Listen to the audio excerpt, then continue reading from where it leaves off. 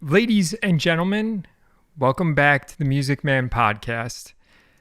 This podcast is changing a little bit up with its format. We're hoping to strike some chords with your creative soul.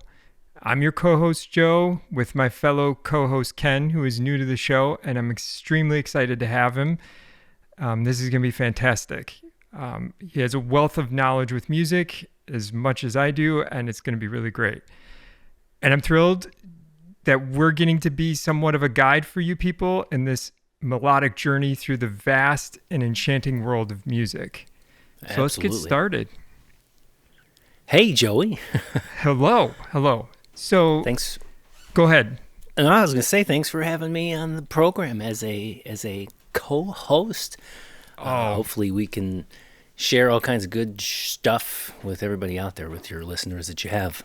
I think so. I think there's much to offer, and I appreciate you not only as a friend but as a musician who's got wealth upon knowledge of music stuff as well. And I think both of us do a good job of not only teaching ourselves stuff but teaching each other things too in the process, which we are able to share with other fellow musicians and artists, so to speak. So. But this episode we're starting with is going to be about releasing music as individuals. Am I correct about that? How we phrase it? Sure. Yeah. I think what'll be the bulk, the chunk of this episode is talking essentially how we distribute our music. I mean, I'm sure a lot of your listeners out there may have an understanding of how to write and record their own music at home. But then when you get to that point, what do you do? Like, where do you go from there? What's the next logical step in getting all of that work you put in out to other listeners? And right. So distribution, I think, is the big word for today. If we're gonna go back to Sesame Street. Today's word is distribution. La, la, la. It is, though. And I think the other thing to that too is like people have to define their goal and like what's your main goal when you're making music?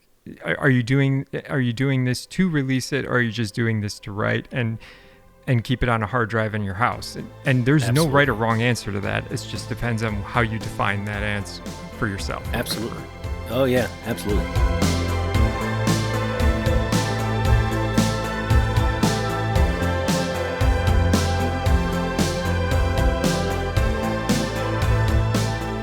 So with distribution, go and cut me off if there gets to a point where you want to add something in to this whole episode.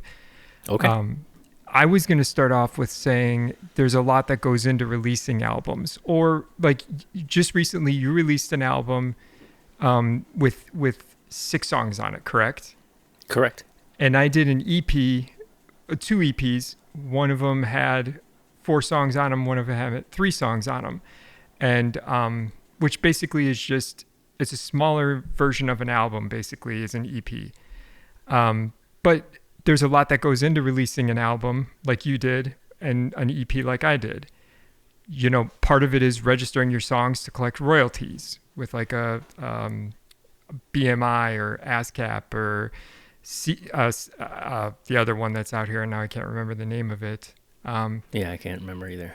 There's 3 or 4 of them now that are out there. But then there's also, like you had to do with some of your stuff, is getting professional photos taken or taking photos for promotional kits. There's writing a new bio for your website and profiles. There's creating a new an electronic press kit or an EPK to release out to, like you're currently trying to do with playing shows out and stuff, like having to have that stuff. There's even finalizing an album cover, which is like a huge thing with distribution, especially when it comes to digital, because you need to have that for Spotify. And there's even parameters for that where it's like you can't have certain writing on it. You have to like define what you're doing. There's kind of loops to go with it. And then one of the last things is like you're going to choose 1 to 3 of your songs that you're kind of wanting to promote for the album that you kind of post with social media and stuff. And I'm sure you can add plenty to that too with what you think is a big part of releasing an album as well. Oh yeah, 100%. I think what we should do is, in this episode, we should sort of pare it down to the simplest of I like that. frameworks, so to speak. Like, if somebody wanted to follow a structure, definitely each step you could go into great depth in regards to what else you can achieve through that step. Each, say we offer 5 ways to do something.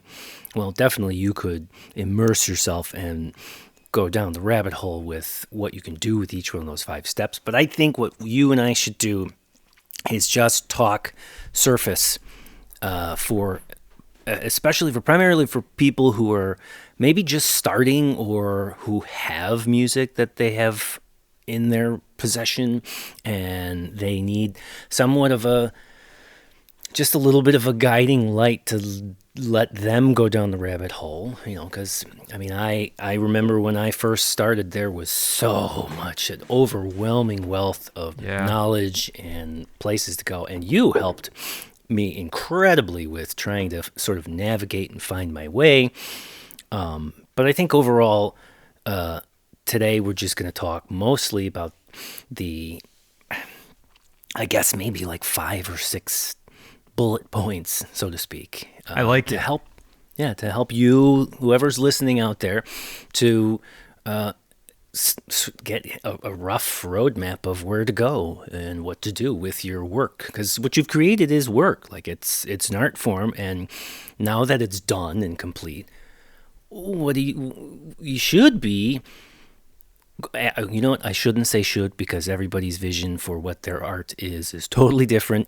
Mm-hmm. But a lot of times, especially for myself, making music is about sharing it with other people. And it's about getting it out there so that as many people can listen to it as if they want. And there's a way to do it. And I'm new to it, so I'm jazzed to share it. Well, and that's a valid point too. Of like you and I are still, we're not old, but we're not young, and it's changed dramatically since from when we were both starting off. Doing stuff. Like digital wasn't even a realm yet at that point. But anyway, go ahead, start with what you think is critical for the people to understand. Okay, so as a creator, as a musician and an artist, the first part of this topic is to whatever your art form is, whatever your music form is. I'm sure there's lots of other ways you can go with this, but I'm gonna focus solely on, let's say you write a song and you've recorded it at home, whether it's something as simple as using your interface to record a microphone for your voice and, say, an acoustic guitar, and that's your song right there. You've created that song, and there's a next logical step. And for me, learning when you're producing your own music, you kind of have to have you got to wear multiple hats. No pun intended here. Because most of us don't have the financial luxury to afford producers and engineers to polish and fix up your music. Let's say I create, 2 tracks, voice and a guitar. You don't want to take just that raw, rough recording and submit that through distribution. So the first logical step after recording something is to mix it. And mixing from my experience, is essentially just sitting there and listening to the song 500 times over and over and over again. And you listen for whether or not the volume is loud enough on one track, or all the levels are the same, everything's balanced. And then from that point on, you start using all the tools that your DAW has. And the DAW is a digital audio workstation. I have some notes here. I learned a nice, rough, basic sort of format or structure that you can follow. And they're kind of, I don't know if you can see here. They'll probably be backwards. No, those are good. When you're mixing, you can kind of start off with something like volume. You listen to your song, make sure the volume of all your tracks are relatively the same. That will keep things balanced and so on and so forth. Then the next one would be panning. A lot of times DAWs have, you can pan the audio from either left or right. Panning tracks or panning parts of your song left to right will create space. Then you can go down the line and you can do things like EQ. You can do compression. Then maybe reverb or some delay. Sometimes distortion. If you're using DAW pedals or plugins, you can do it like that. And then there's modulation, which would be like chorus or flanger. And then ultimately the last one is you can do automation. All of those bullet points, those little things that you can do, is part of the beginning mixing process. And before I learned all of that, what the hell is going on? I don't know what's going on here. That's what mixing is, essentially. The professionals will use super expensive equipment that manages the audio, and they have all years of technique and listening and skill and stuff like that. But to piggyback off the point I said before, most of us don't have the money or the financials to pay someone else to do that for us. So these steps are what you can do for mixing. Then the next step after mixing brings us into distribution. And correct me if I'm wrong, most places that you can get your songs mastered will also distribute. Yeah, I believe you are correct on that. Well, Okay. most of them offer that mastering technique, because that's a Okay. whole nother art form. Right. So going from writing your song and recording it at home to mixing it yourself, the last step is the mastering. And like I said, that brings us to distribution. So when I needed to master the songs, I had no clue what mastering meant. I'm sure most of us don't really know what it means. And there are a lot of videos out there on the internet that says they can explain to you what mastering is and what it's all about and blah, blah, blah. But as you said, Joey, it's an immensely complicated art form, because there's the professionals use, like I said, these magnificent tools and thousands of dollars in equipment, and their ears are tuned and trained properly. I even understand that there's a certain amount of sort of copy and paste that they can use for how they adjust your levels, and how essentially mastering becomes this process of EQing and checking to make sure that some of the highs aren't too high and some of the lows aren't too low.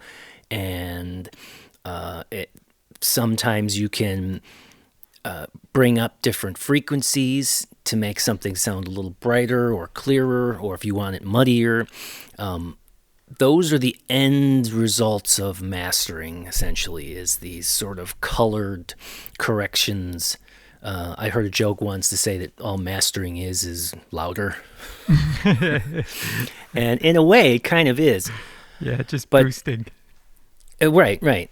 So these distributors have algorithms that they can apply to your audio, and it will color correct, and kind of like a camera, right? Cameras do color corrections and stuff on your phone. They seem to have algorithms where you can make adjustments to if you want your song to sound brighter and punchier, if you want it to sound darker and warmer or more vintage, blah, blah, blah, blah, blah. So that's where distribution is. That's the distributor that I went with, that I'm actually quite happy with, is called Lander. It's LANDR.com. And I heard about Lander through a good friend of mine named Guy Coral. He's a wonderful musician, and he has his stuff out there on the streamers and the interwebs and all over the place. But Guy, he tuned my ear to Lander, and it's actually a pretty comfortable, pretty user-friendly interface the way they've got it set up. Now, you can go to Lander with your song after you've mixed it. Yeah. And you put it through their mastering software. They master your song, and they basically, they'll do like a side-by-side comparison of your master and the original, so you can hear just what the algorithms did to it. And my understanding is you can choose different levels of, either you can have a subscription, which will give you depending on the level of subscription you choose, will give you let's say like 50 masters per year or something like that. Or you can just pay one-time fee. I think it's like $10, and they'll master your song for you for just one-time fee. You don't have to have a membership.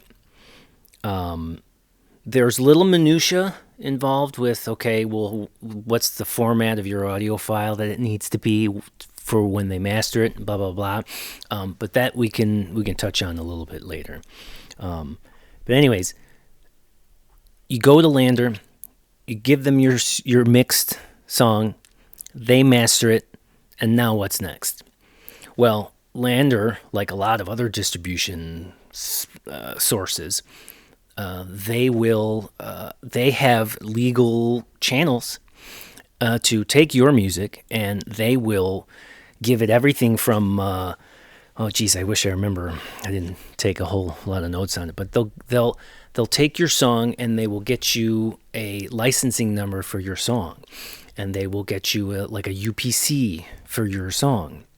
And you put in all your information and all of these legalities and stuff, which it seems kind of scary at first. I remember, Joe, you like I called you and I said, "Oh my God, what is all this stuff they want me to do? I can't believe this."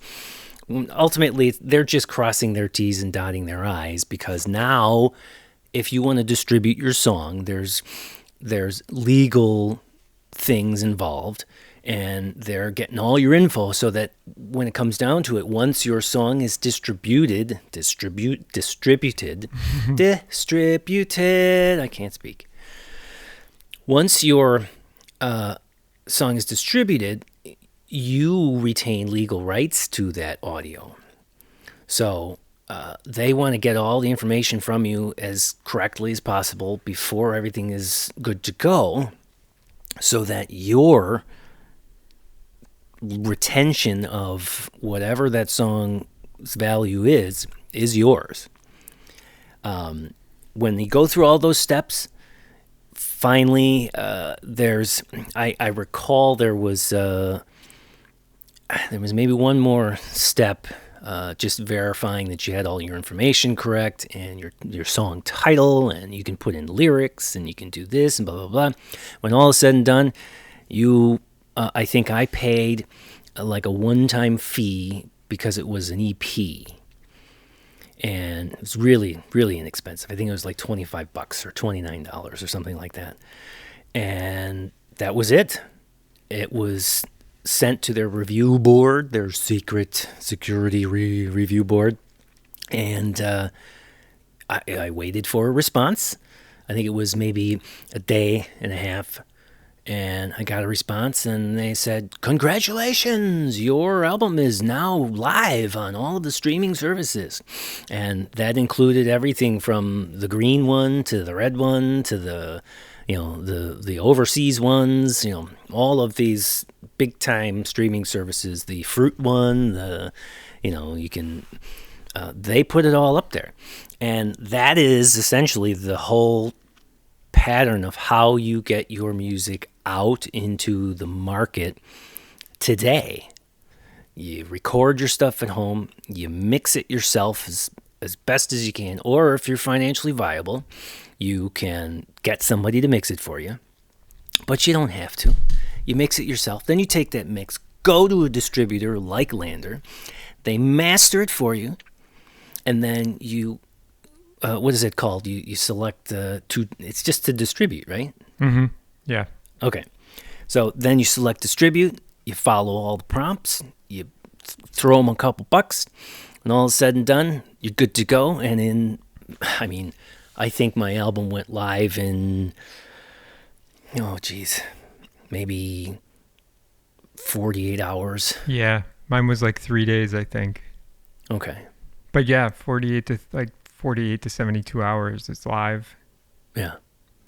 And piggybacking off of like what you were saying too about like wearing multiple hats, like there's a point to like saving money, and there's a point to where it's a headache.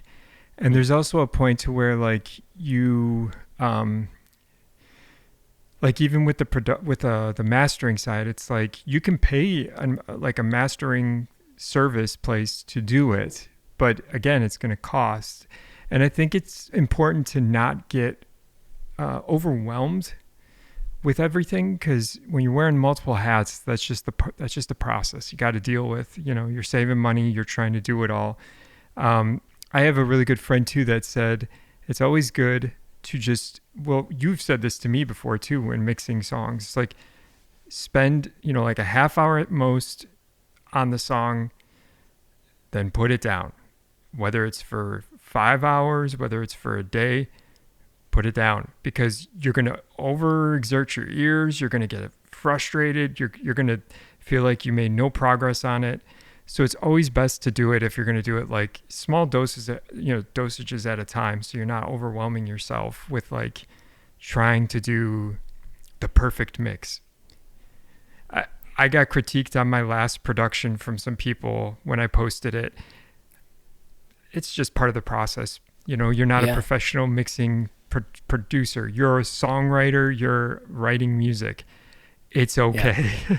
Absolutely. it's okay to not be good at it, and you're going to learn like, everybody does. Definitely. And in terms of the distributors, there's Lander, DistroKid, Ditto, CD Baby, TuneCore. And then I used, for my mastering service, I used SoundCloud, and it was $4 for each song. And just like Ken said, like you upload your track. So you've mixed it down now, and you have it as like a WAV file or an MP3 or whatever you want it as. You upload it to SoundCloud, and there's a feature in SoundCloud that basically says master your track. Basically, once you upload it, you push this little button, and it comes up, and it basically says, okay, you want to master this? Let's go through it. And it gives you 4 selections of mastering choices. There's like for heavy bass, for like more like a chorusy types. And as you're clicking through this, your song's playing, and you can hear distinctly the differences. And it'll ask you to like pick a sweet spot of where your song's at. And you can gauge it for like 30 seconds. You put a gauge up there to where your sweet spot is for the song. And it works for what we're trying to do. It works for what you may be trying to do. If it doesn't work for you, that's okay. There's multiple, like Ken said, different places you can go to do mastering. And either way, you're going to save a lot more money if you attempted to do this way. Yeah.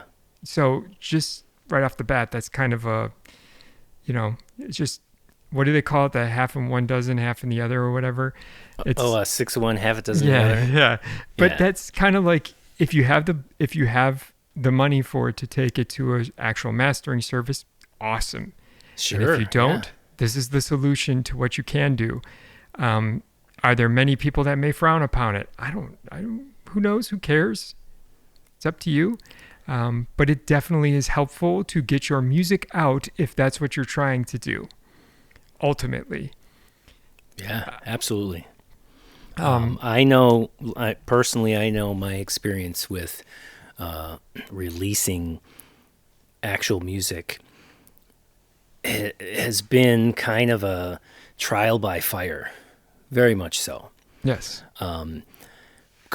By comparison to what releasing music was about, say, I don't want us to sound too old here, but back in, say, the mid 90s, releasing music required a record company. Like, there was no avenue for independent artists to do any of their own legwork in regards to an album. No. Like, the technology that has evolved and has become part of the fiber of the music world today, it just didn't exist. I mean, Right. even the invention of DAWs totally changed the forefront on how music is actually recorded, and it kind of took the control out of the hands of studios. And now, I mean, one of the best examples I've heard of is Trent Reznor used a DAW to record his whole stinking album, and he told everyone else to flip off, and I'm going to do it myself. And of course, even then, he still needed a record company to distribute his music. But there was already a shift early on. I think it was like late 80s, early 90s, DAWs started to become a thing. So now all of us in the music community can use a DAW to produce our own stuff. Which is at our own fantastic. pace. Yeah. And for you and I, our experience is now becoming more mature musicians and artists and creative types. The distribution technology it's out of this world. It's unbelievable what they do and what they can do. Yeah. That also leads me to sort of the pros and cons of distribution and what it's like to distribute music, nowadays. I know for my own personal experience, when I distributed my album through Lander, I had, in a matter of, I don't know, maybe 20 minutes after I had finally submitted the album, I got an email back that said, "Oh, our technology is found we put it through our listening software to make sure that you're not copying anybody, and we found something that sounded similar. Can you send us your licenses for any plugins or anything that you did that you're borrowing from somebody or is not your own proprietary material?" And I was like, what is going on? Like, holy moly, this is it was funny. I said to my wife, I says, the steam, the joy, just the air was totally sucked out of my body because I'm like, oh man, I'm never going to be able to release this stuff because they think I copied somebody. Long story short, after sending multiple emails back and forth, a representative actually says, "Oh no, you know what? It was flagged by mistake. Don't worry. Your record is live and good to go. Congratulations." So technology in that sense is kind of, there's some speed bumps here and there that you'll have to navigate depending on what your music production is and what you're trying to do with it and so on and so forth. I vaguely remember you had sort of a little hiccup like that as well. Yeah, I've had a lot of hiccups. I mean, but that's just part of the process of a learning curve of all this stuff. Like you said, we're kind of in a different generation of. I just remember releasing albums previously, like you just bought those CDs for yourself for selling at shows, and that's really how, as local bands, that's what we used to do. I mean, when we were in a band together, it was the same way. We had duplication of CDs, and sometimes we did our own CD duplication in our computers and stuff. Oh, And wow. that's what makes for the pros for me with this whole distribution thing is you own it all. Yeah. You control every aspect of the process, and you choose how much you want to invest in it with time, money, production, if there's any type of shows you're performing or anything, and just name it, etc. Like, you're in charge of it, you're in control of it. I think that's a benefit to a lot of smaller artists. Yes.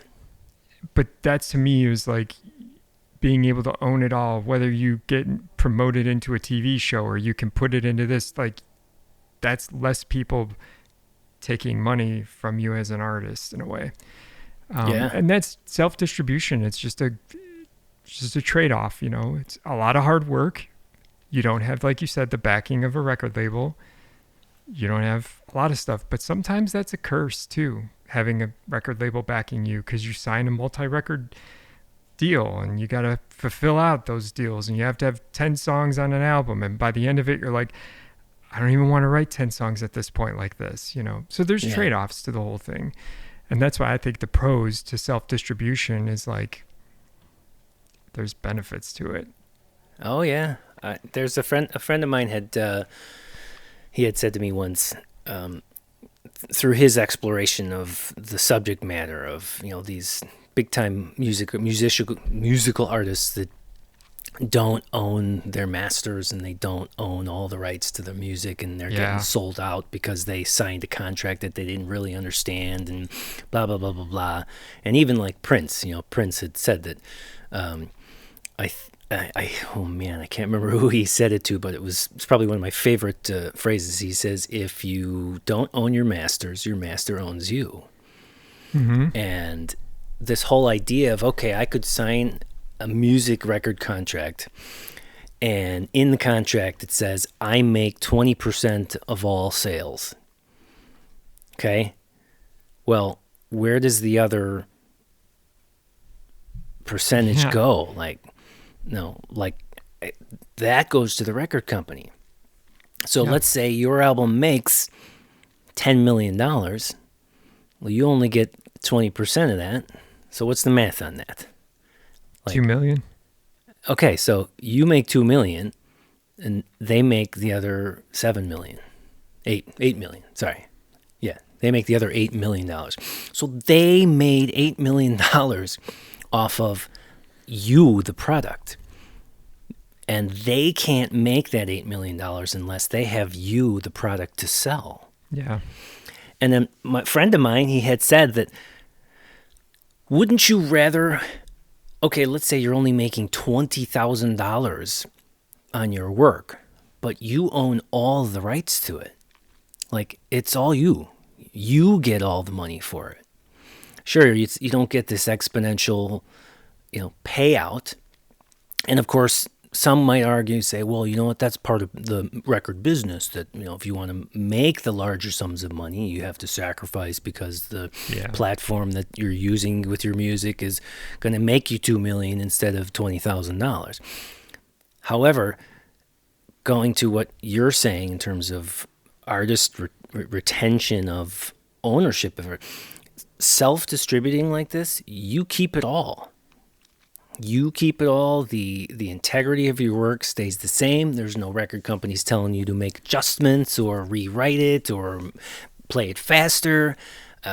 It's you. You are the whole ball of wax, and you get to keep it all. You retain, like you had said, you retain all of the monetary rights, the creative rights, and the self-distribution using these online platforms makes it easy for you to, like, as artists and creative types and musicians, we should be owning our work. Mm-hmm. And this is one way to help you keep your work, keep ownership and retention of your own work, and still get it out to people. One of the cons I do want to throw in there is, if I'm sure many of your listeners might have learned, that the kinds of games and schemes that streaming services play don't necessarily yield an artist much of a return, Right. other than you retain all the rights to your music and it is yours to take on and off of the platform if you want. But ultimately, there's a whole nother episode in what places like Sportify does with your music. And if you want to ask people like T Swift and even Slash, they are vocal. They have opinions on what streaming services have meant to the value of what artists and musicians produce. So, Yeah. And we should touch on cons real quick before we wrap up, because that's important. I do agree with you. And just for shits and giggles, like I found what the like actual sales are for, like, and it's a real quick stat. 150 streams equals one track sale. So like if a track is $1, like when we used to buy them for like MP3 from like iTunes, 150 streams would equal one track sale. 1,500 streams, so 1,500 streams would equal 10 track sales, or one album sale, basically. Like Jesus. when we used to buy off of Apple Yeah. iTunes, 10 songs, you'd get like $10, and that would get you 10 songs. Take 1,500 streams. That may not sound like a lot, but for most small artists, I mean, you and I just exchanged like our streaming stuff, and we were talking about it. It's like it's not like it's not a lot of money. No, it's tenths of a penny, and it's Yes. And this The is a whole amount- nother podcast we could talk, like we could definitely, Absolutely. because I would love to touch on Pearl Jam back in the 90s. That was still one of my favorite stories, and Yeah. everybody ignored them, and that's kind of blown up in our faces now with Ticketmaster. Anyway, self-distribution cons, though, that's one of those to me.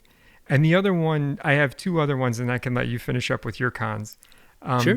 It's the false reality that you're just going to blow up because you posted your music.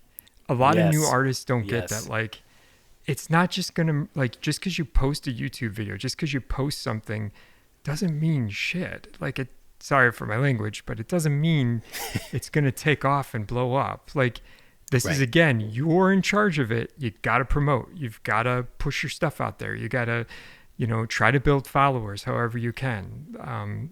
That's part of self-distribution. That's a con. It's a struggle. And then the last one that I have is, as we were saying, you're in charge and in control of everything.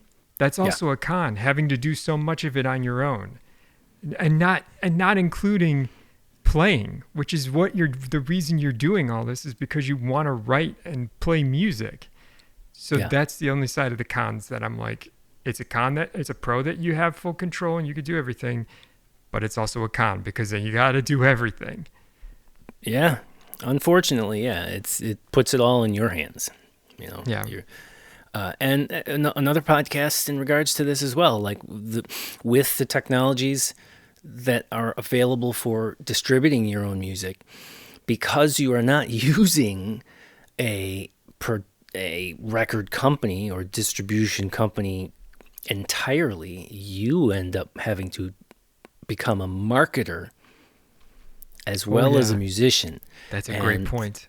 There's a whole other tangent you can go on in regards to where do you draw the line, and how do you like are you more of an artist, or are you more of a marketer?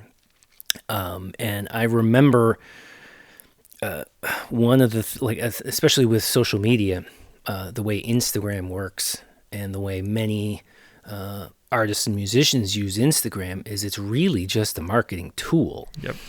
And there becomes a sort of an overwhelming weight applied to the artist or creative person, or an expectation that you have to press harder with being a marketer. Because if you aren't present, like the whole concept of marketing is the more you can keep your product or idea in front of people's eyes or in their ears as long as possible, the more it just becomes as common to them as when I'm thirsty, I'm going to go drink water.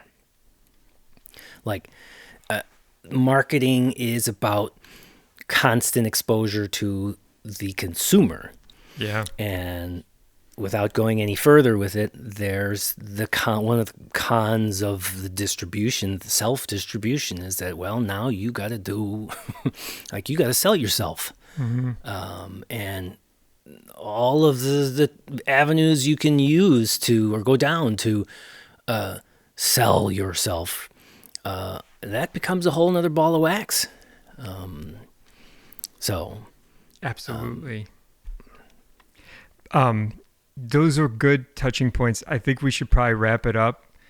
Okay. But this was, for the first show, this was a lot of fun. I'm excited that we're doing this together.